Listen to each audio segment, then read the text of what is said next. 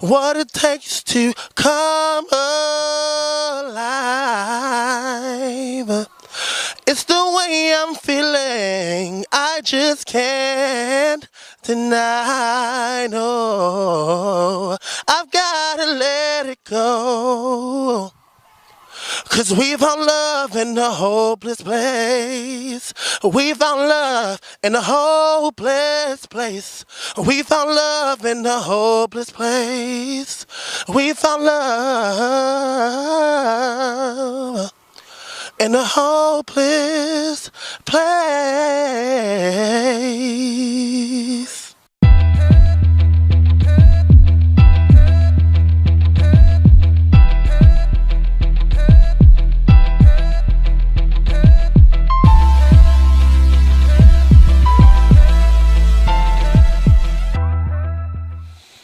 Alrighty, what's going on, world? I am Wesley from A Connection TV, the network, the one channel on YouTube where we actually adopt similar connections to spot our differences. And I am here with the one, the only Mr. Emmanuel Zidor. All right, now y'all saw the beginning of this video, and Brother Man was killing that Rihanna song, killing y'all softly. I want you to let the world know who you are and where they might have seen you. Well, my name is Emmanuel Zidor. I'm 26 years old, and you guys might have seen me from season 13's American Idol. And I'm just here with my boy Wes, and we're just having a great old time here at the park. A lovely day. Yes, indeed. Piedmont Park, Labor Day weekend, Atlanta, Georgia. I'm having a fun time. This park is beautiful. Are you enjoying your time so far in Atlanta? Yeah, I've been here for like 3 years now, and this is my first Pride actually. So I never really done anything for Pride. And I've enjoyed everything that I've encountered. I think if you've never experienced Pride before, you definitely have to come because it's been a lovely event so far. Okay, yes it has. So I want to, you said season 13 American Idol. How far did you make it? I made it to the top 20. Okay, top 20, that's tremendous. If y'all hadn't seen season 13 American Idol, I want to say his tagline was, brat, brat, brat. Can you tell me where did that come from and what was that all about? I was actually, it was during Hollywood Week, and Harry was talking, and we were like, they asked me to come there and sing, and I just did this thing with my voice. It's something that I've always kind of done, just playing with my voice growing up, and I felt like it just stuck. So it happened, and Harry, what they didn't show actually on the show is Harry was like, dude, you have no idea how I think that's going to take off, because it was so unexpected, and they saw probably like 30 other people before I got to sing. Okay. And it kind of like shook them up a little bit because they were kind of like drowsy because they was listening to singers for like a good hour and a half prior to them. Okay. And it kind of shook him up, and he was like, dude, I think that's going to be like you're Michael Jackson, hee. And I was like, oh shit, he compared me to Michael Jackson. Right. And it just took off. Okay. So you definitely, on the show, you definitely seem like the guy that had a lot of energy. Yeah. A ton of energy. Is that you normally, or was that your personality on screen? It's definitely me normally. I must say, on the show, because it is a reality show, we have to remember this is for entertainment as well as singing. I won't say I played up for the camera. I just was more myself. Initially, when I meet people, I'm more like timid and like shy, and the crew was just so fantastic. Like everybody there was so nice, and they just made me comfortable. So when I'm in a comfortable situation, I can like be really crazy, right. And that's just normal. Like my friends are like, I'm actually flying out to Savannah tomorrow. Okay. My cousin got married, and my grandma's birthday was there, and my family called me. They were like, where you at, man? Like, we need you here, we need you here. So I can say I'm the life of the party sometimes. Okay. Yeah. That's what's up, that's what's up. So when did you start getting into singing, and when did you know that you wanted it to be your life goal dream as to, a career to sing? That's a very long story, but I'm gonna try to shorten it up. Okay. I remember around the age of 7 is when I kind of noticed that what I was doing was like considered like singing, because my mom sang, and it was just always a natural thing in the household. So I never really knew what I was doing was what other people were doing, like famous people were doing. I didn't know that was like similar.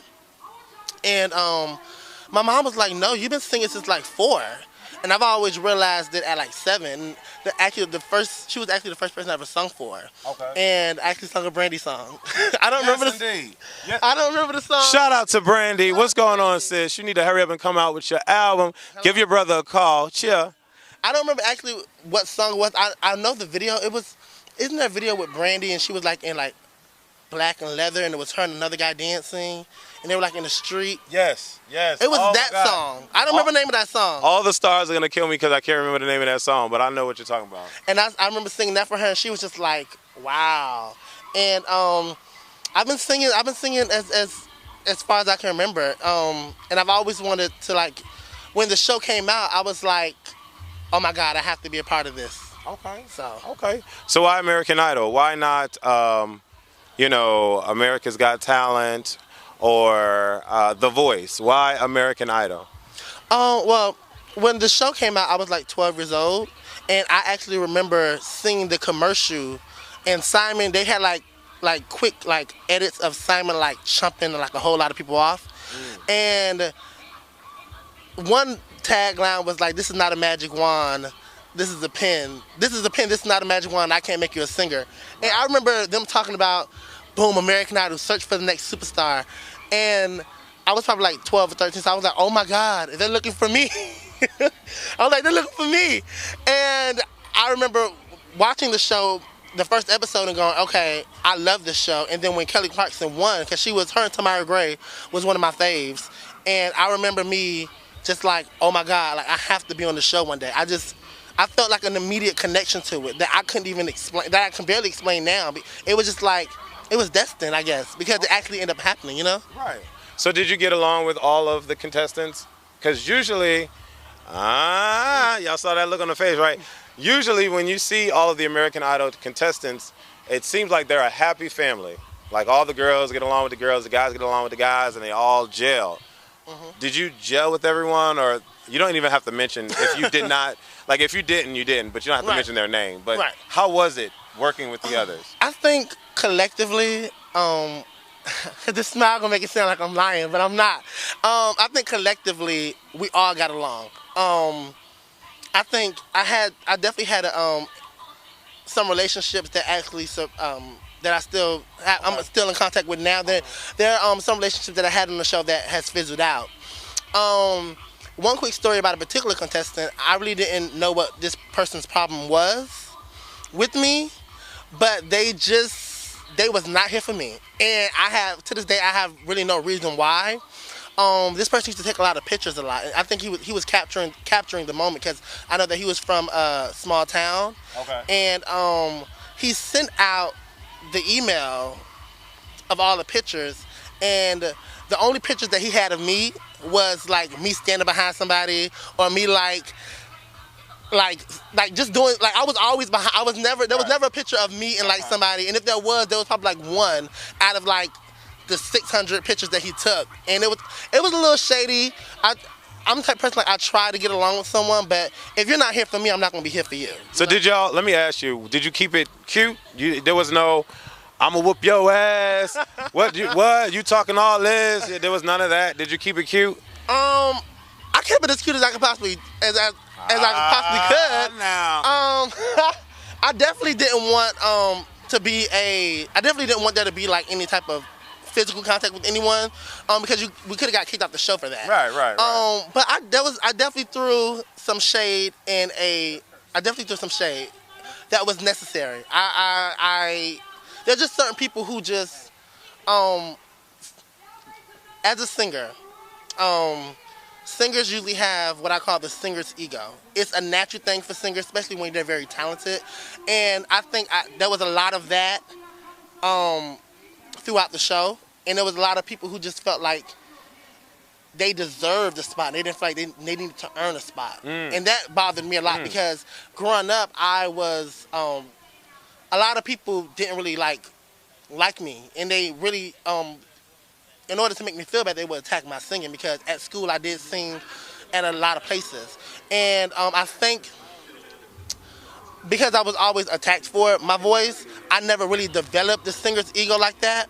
And I think that's what made me different from a lot of the contestants on the show, because I didn't have that.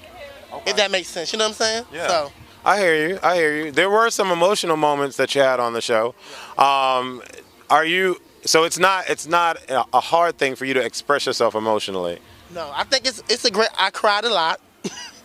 I think it's a great thing. I really feel like I love TV. I love TV so much. So I remember watching Tyra Banks on America's Next Top Model, and she would always say, like, you know, crying is not a bad thing. You know, you have to let stuff out. And I remember, if you watch my audition, you guys would know that I talked about my teacher, my 7th grade teacher, who I remember this day like it was yesterday.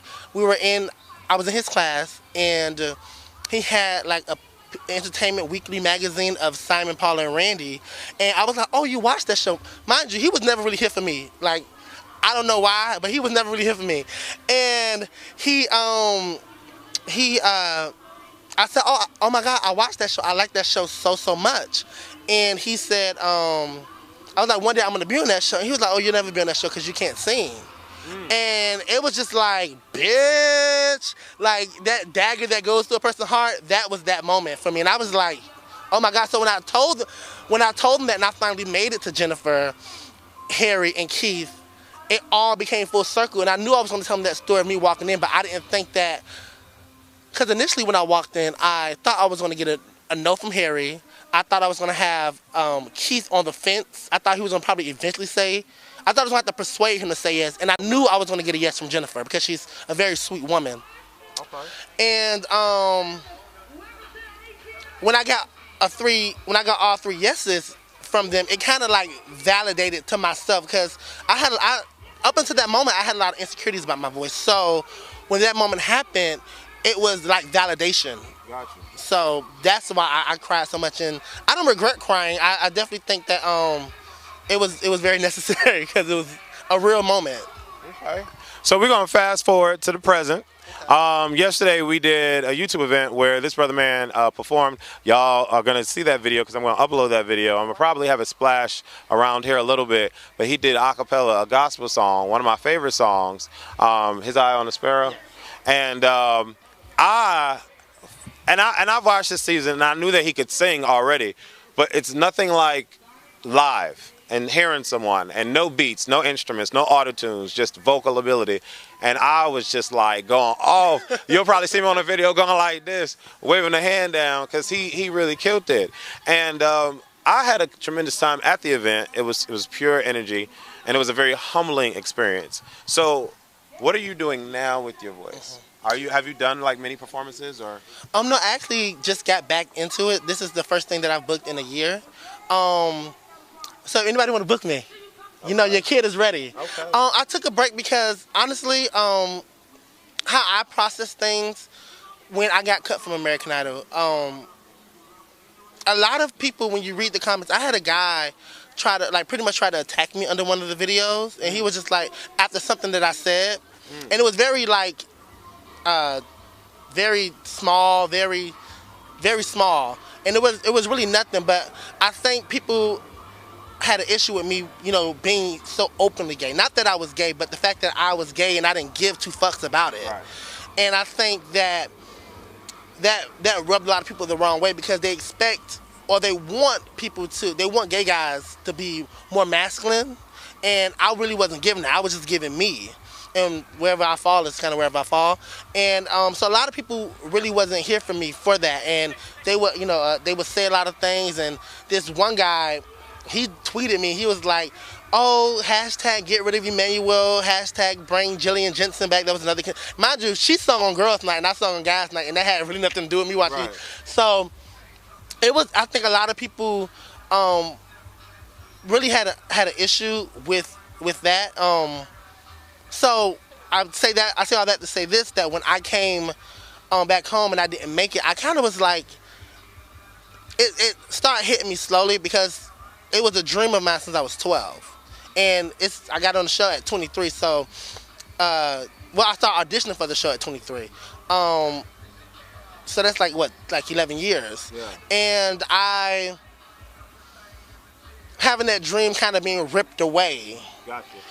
It really bothered me. So I did a lot of drinking. And I was just trying to numb myself, to be honest with you. Like, It was like a soul searching experience that you had to go through. it was like almost like, what is life now? Because from 12 years old, that being that. See, a lot of people get on American Idol to be a singer. Right. I got on American Idol because I wanted to be the American Idol, and to me, those are two different things. So to have my dream be ripped away from me was like, fuck. You know what I mean? So I started drinking, and I just was like trying to numb myself. So I didn't really try to book anything.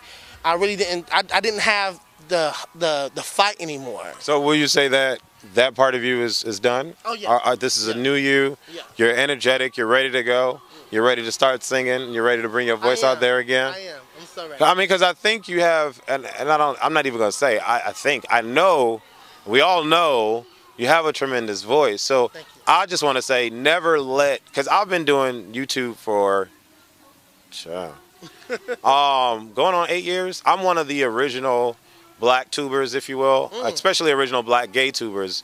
So I've been doing this for a while, and it's allowed me to have a thicker skin and dealing with other people's opinions, especially if they're negative opinions, especially about something that you love to do. Like if you love singing, no one should be able to tell you about what you love to do. Right. Okay? And for me, I love to create films and do all of that. So no one can tell me, like you can't tell me about me Right. and about my craft and about what I'm able to do. And I feel that a lot of people that dig and try to be negative, they have a lot of issues within themselves. And all I can say is I pray for you. I hope it gets better. I hope you'll be all right. I hope you will. I hope you find your dream and what you want to do. But let me do mine. You know what I'm saying? So I just want to say to you, definitely continue pushing forward. Definitely continue with the singing because you're amazing. You're amazing. Like no one could have said anything negative about your performance yesterday. And even if they did, I mean, so the fuck what? Fuck them. You know what I'm saying? So what's next? You do have a vocal trainer, right? Yes, my vocal trainer is, you guys, a lot of you guys know her. I'm pretty sure you have a lot of Beyonce fans that watch you. My vocal trainer is Chrissy Collins. She lives here in Atlanta. And we're, just get my voice. The thing about it is that a lot of people who go through a downward spiral, thank God that through the downward spiral that my voice didn't like deter. Right. Or but just getting back and just working on my ear and just getting back into the funk of things. She's been a great help. I'm coming out with my EP. Okay. It's called The Lowest Point of Love. Okay. And it's about a situation that I went through with the guy. We were never in a relationship, but it was like that almost thing, and it like fizzled out. And I remember having a conversation with this one particular person, and it was like the almost relationships are the ones that stick the most, because I knew the person was into me, and the person wasn't really comfortable in their skin and being who they are, and that caused a problem for us. And I wrote some great songs. It's going to be a 6-song EP, 7-song EP actually. Okay. And I can't wait for it to be out. It's going to be out around February. I want it to be out Valentine's Day for the brokenhearted people who are always single and sad and eating ice cream and chocolate on Valentine's Day instead of loving somebody. Right. So if you're going to eat ice cream and chocolate, you might as well listen to this EP, okay? While you're eating your ice cream and chocolate. All right. So I can't wait for that to be done. I'm actually going into the studio to finish that, to get back started on it, because I've been sitting on the songs for like a year and a half, to be honest with you. So it really could have been out, but like I said, I was just going through my personal demons and trying to get myself together. But it should be out. It should be out in February. Okay. Okay. And I really shouldn't bring this up, but I'm getting some things up for a reality show. Talking to a couple of production companies right now, and one guy, he's really interested, but we have to figure everything out because it's a lot trying to get a reality show off the ground, and I didn't know that. So I'm working on that. Me and a couple of the other idols. Cause I like, even though, and I do want to say this, even though there was some friction between people, when I left and they said, well, you are part of the idol family, I really stuck with that, because even though I didn't really get along with a lot of them, I still support them. And I still want them to be the best, because I was around some talented people. Yeah. So yeah, season 13 was one of my favorite seasons, along with the season that Kelly Clarkson for season 1 and season 3 with Fantasia and Jennifer Hudson. Definitely one of my favorite seasons. How can people get in contact with you if they have advice about singing and stuff like that? well, you guys can get in contact with me. My Instagram is Zidor, Jzidor. Actually, I'm gonna start going by Zidor because that's my stage name now. So Jzidor. Twitter, I know you can get at me at Emmanuel Zidor. Just hashtag or search for that, and you guys can find me that way. And yeah. Those are 2 ways you can get at me. And when it comes to, I open every DM that I get. I really shouldn't though, because how you doing, okay? But I do open every DM, and I do try to respond back within 24 hours to whatever I get, because I know that there's so many people that watched American Idol, and there's so many people that didn't make it past the cattle call, that were so talented. And it is, people do have questions, and I do love to answer, because I do have a personal perspective on the show. So if you want to get in contact with me, if you want to follow me on my music, and if you like what you saw in the beginning of this video, definitely continue following me. I have a lot of great things happening. Once again, if you do want to book me, you can definitely hit me up on those social media websites. Yeah, so that's pretty much it. That's what's up. I want to thank you so much for coming on the show. We are gonna have him on the Culture Club in the future, because he's gravitated towards the Culture Club, and a lot of you have gravitated towards the Culture Club. So thank you guys for that. But once again, I love giving y'all the real. I am with Emmanuel Zidor, and I want to thank y'all so much for watching A Connection TV. Deuces. Girl, this house is everything. I love it. Breathe Network must be making money now.